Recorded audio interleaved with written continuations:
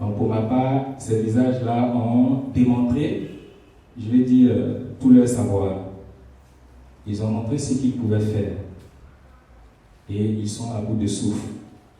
Ils sont à bout de souffle. Et non seulement ça, le fait qu'ils ne soient plus légitimes, parce que mêlés à toutes ces crises-là, ils ont eu à former pour eux, inconsciemment ou consciemment, je ne sais pas trop, ils pourront eux-mêmes le dire, ils ont eu à former des clans. Et ces clans-là, vous et moi savons qu'ils ont un nom, sinon ils ont des noms vraiment particuliers. Vous pouvez entendre à gauche pour ceci, à droite pour cela, n'est-ce pas? Alors, quand on a passé son temps à activer, à cautionner des dénominations pareilles, c'est un danger que nous sommes en train d'entretenir. Parce que l'atmosphère politique a toujours été tendue depuis le décès du feu Félix Houphouët-Boigny. Si on reste, on demeure dans ces histoires de pour ceci, pour cela, pour autant, pour quelqu'un, en arrière-plan, nous sommes en train de formater, nous sommes en train de former des clans pour un danger qui risque de venir. Et ce danger, c'est quoi? Je prends un exemple simple qui est que ce n'est pas notre souhait et on sait que Dieu va nous épargner cela. Mais en tant qu'homme, on peut quand même s'inquiéter. S'il y a une crise, ça va engager beaucoup de leaders politiques. Et qui parle de beaucoup de leaders politiques parle de partisans à ces leaders-là. Et je suis convaincu que chaque pro va défendre son leader. Bon. Prenez un stylo, prenez une feuille et puis essayez de lister tous ces leaders d'opinion, tous ces leaders politiques que nous avons en Côte d'Ivoire, chacun a ses pros. Et qu'on décide de s'affronter. Bon. Peut-être que le Rwanda n'a rien fait. Vous voyez le danger qui est en train de venir. Parce que le malheur de l'Africain, en particulier l'Ivoirien, on a avec un leader, si ce qu'il fait c'est bon ou pas, on n'aime pas souvent lui dire la vérité. De peur que si je lui dise la vérité, je ne vais plus appartenir à son camp, je ne vais plus avoir toutes ses faveurs, je ne vais plus avoir 1000 francs, 2000 et même un t-shirt. Je ne vais pas aller lui dire, écoute, j'ai ma femme à l'hôpital, j'ai mon enfant qui est malade, on a peur de tout ça, et du coup on ferme les yeux et on les laisse faire. Mais que ça les arrange bien, parce que justement ils comptent sur l'argent. Toutefois qu'ils vont vous donner, ils vont toujours vous manipuler. Donc pour moi, il était très pressant. Évidemment que je ne suis pas aussi sûr que ça puisse plaire à tout un chacun de nous ici de laisser prospérer cette histoire de pro quelqu'un, pour ceci, pour cela. Donc moi, j'ai décidé de porter le candidat pour non seulement mettre fin à ça. Mais avant, le seul pro qui tienne, selon moi, jusqu'à ce que j'ai une contradiction, c'est d'être pro pour la Côte d'Ivoire, tout simplement. Parce que quand on est pro pour la Côte d'Ivoire, on est pro Côte d'Ivoire, on n'appartient pas à quelqu'un, on n'est pas assujetti au reste de quelqu'un, on est libre. La Côte d'Ivoire, je veux dire, le commandement de la Côte d'Ivoire, c'est que tu puisses la vérité. Par contre, le commandement de celui pour qui vous êtes pro, c'est plusieurs. Il faut rester obéissant. Il faut être son esclave. Il faut être à sa merci. Il faut être la liste, elle est longue. Donc quand on est pro Côte d'Ivoire, on saute tout ça, on évite tout ça pour son propre bien-être. Encore que les hommes, nous sommes tous des hommes, des femmes, nous allons mourir. Nous allons mourir. On dit tout passera.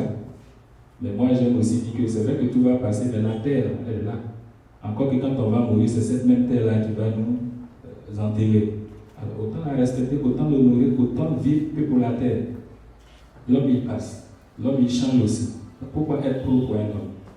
On préfère être pro pour la Côte d'Ivoire. Et être pro pour la Côte d'Ivoire, ça sous-entend que notre intérêt premier, c'est pour la Côte d'Ivoire. Quand la Côte d'Ivoire gagne, tous ses fils et filles gagnent obligatoirement. C'est indiscutable. C'est pourquoi j'ai décidé d'être candidat.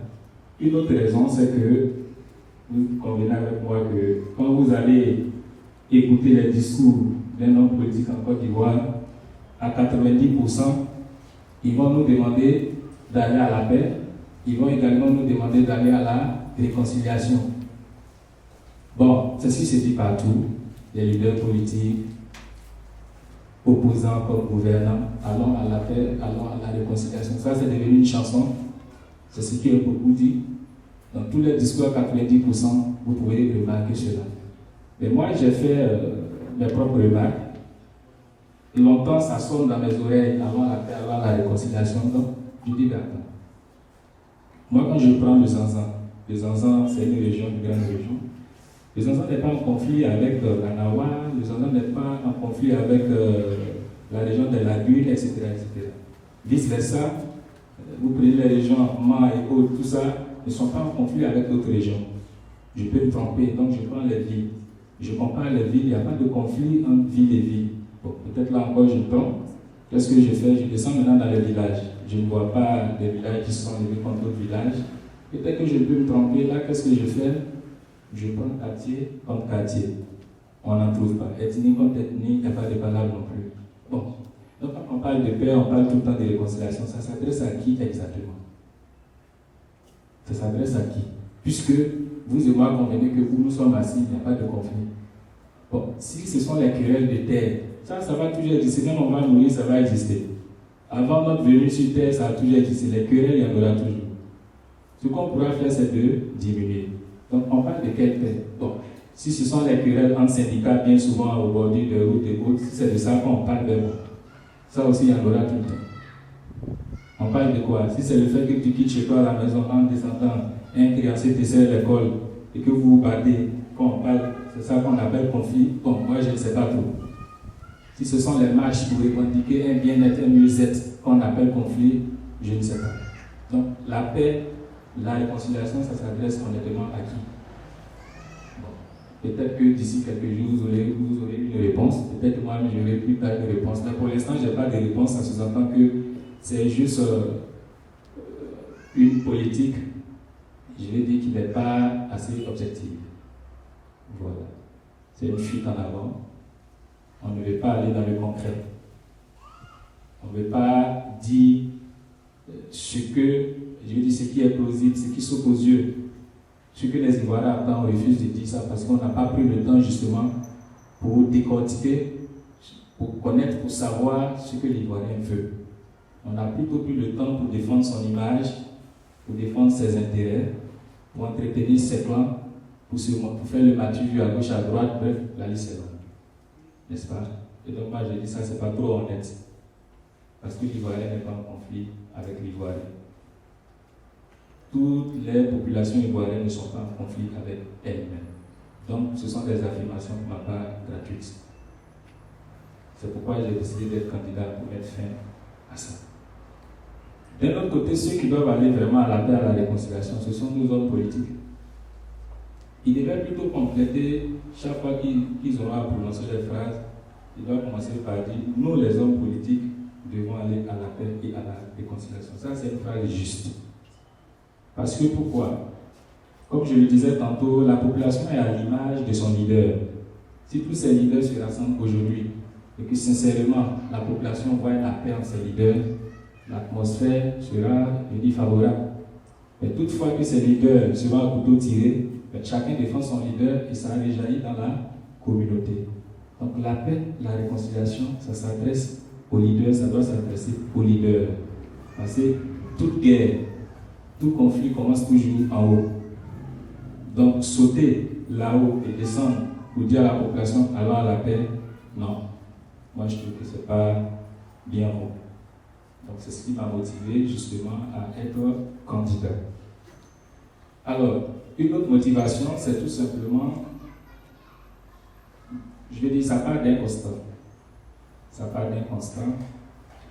En Afrique en général, si vous voulez en Côte d'Ivoire, là où nous sommes, notre pays, notre patrie, notre nation, vous allez remarquer aussi que quand on parle d'opposition en Afrique, en Côte d'Ivoire, on a l'impression que l'opposition est seulement là pour dire, pour critiquer. On a l'impression que l'opposition est seulement là pour dire que ce qui est bien est mal, vice-versa. Je ne sais pas si vous voyez un peu ce que je vais dire. Quand vous prenez les pays africains, quand on dit voilà un parti politique qui sont dans l'opposition, il est difficile de remarquer que ces leaders de l'opposition arrivent un seul jour à dire ben tiens voilà, c'est vrai qu'on est dans l'opposition, mais cette fois-ci ceux qui sont au pouvoir ils ont bien fait. Moi je n'ai pas encore vu ça. Alors c'est très rare que l'opposant se lève un jour pour acclamer ce que le pouvoir a fait quand même bien. Ça, c'est vraiment rare, moi je n'en ai pas encore vu. Pire, C'est-à-dire même quand le pouvoir essaie de faire quelque chose qui est bien, il faut toujours trouver les voies et moyens pour saper ça, pour montrer que ce n'est pas bien. Alors, non seulement ça, quand vous regardez l'opposant africain en général, le leader, il sait toujours jouer les guerriers, les superpuissants, peut-être pour flatter ses membres. Voilà, pour avoir la sympathie de ses membres, il faut se montrer guerrier. Et malheureusement, c'est par quelle manière, par quelle voie? Par une voie, je veux dire, peu catholique, parce que dans leur discours, c'est la défiance. Ce sont les injures. Tout ce que vous pouvez imaginer. Souvent, la parole même dépasse une bombe. Tu ne vas pas voir un opposant, sur 10 opposants en Afrique, il y a peut-être un seul. Le 9, c'est des discours guerriers. C'est des défiances en a point fini. Parce qu'on est opposant, on veut plaire à ses membres, on veut se montrer puissant. J'ai parlé, je l'ai insulté, point, c'est fini, puis on l'acclame. Pour lui, il a bien fait. C'est pas être sage. Et voilà pourquoi l'opposition en Afrique souffre. On aime souvent accuser ceux qui sont au pouvoir, mais qu'est-ce qu'on a fait pour mériter ce qu'ils nous font subir? Qu'est-ce qu'on a fait? Donc, ça m'a interpellé personnellement. Ça m'a interpellé parce que je me dis, quand je fais ce constat, tu prends le cas de la Côte d'Ivoire. Après la crise de 2010, j'ai pensé que cette opposition-là allait, je vais dire, adopter un sens de sagesse. Ça veut dire quoi? Rassurer ceux qui sont au pouvoir. Il est clair que personne ne peut être éternel. Ils vont passer. On le veut ou pas, ils vont passer parce qu'ils ne sont pas éternels, c'est ce que je veux dire. Mais quand l'opposition veut accéder au pouvoir, c'est d'ailleurs leur droit, il ne faut pas déjà commencer par insulter, à défier, à faire tout ce qu'il faut. Non. Si l'opposition avait eu très tôt des discours qui apaisent, des discours qui rassurent ceux qui sont au pouvoir, il est sûr et certain que beaucoup de choses allaient être évitées, allaient être empêchées. Autrement dit, on est en Afrique. Moi, je suis roi de mon village, je suis président de mon village, j'ai une opposition en face de moi qui me fait croire que si cette opposition prend ma place, ils vont m'égorger. Si l'opposition prend ma place, ils vont brûler ma maison. Si l'opposition prend ma place, ils vont tuer ma famille. Si l'opposition prend ma place, ils vont me ridiculiser, ils vont m'humilier. De vous à moi, est-ce que je vais laisser faire? Donc, pour me défendre, je suis obligé de faire l'impossible pour rester. Si je dois même mourir, je préfère ça, n'est-ce pas? Parce que qui aime l'humilité? Qui aime, je veux dire, se faire honneur? Personne. Et je regarde tous ces technocrates, tous ces diplômés. Des fois, je me pose la question, mais est-ce que c'est pas moi que je suis en train de me tromper? Parce que ça saute tellement aux yeux, mais pourquoi à tout moment vouloir insulter? Même quand on veut critiquer, souvent ce qu'ils disent c'est vrai, mais la manière de dire la gêne. La manière de dire fouette l'orgueil de l'autre. La manière de dire fait peur à l'autre. Bon, si je te laisse prendre ma place dans ta vérité que tu dois me tuer, je m'en fous de ta vérité, vous êtes d'accord avec moi? Donc, l'opposition, inconsciemment peut-être, a toujours transformé ceux qui sont au pouvoir en des monstres. Voilà aussi ce qu'il faut dénoncer. Voilà. Moi, j'ai dit que la politique qu'on est en train de faire, notre logique n'est pas de séduire quelqu'un, il faut dire la vérité. Si pour la vérité, tu dois subir ce que tu dois subir, mais il y a une joie à retirer dedans. Il faut savoir faire la politique quand on est dans l'opposition. Tu n'as pas besoin d'insulter. Tu n'as pas besoin de défier pour démontrer ta raison, pour démontrer ce qui devait être. Non, on n'en a pas besoin. Mais c'est ce que beaucoup font. Et c'est ce qui rend le pouvoir souvent injuste, souvent dur, souvent caractérisé, souvent difficile, voire même incompréhensible. Mais l'opposition a toujours été à la base. Parce que si depuis 2010, tous ces opposants avaient des paroles, des discours qui apaisent, qui rassurent, on allait éviter certaines choses. Donc, chacun va méditer là-dessus quand il va partir pour voir si ce que je dis c'est vrai. Sinon, apporter des corrections.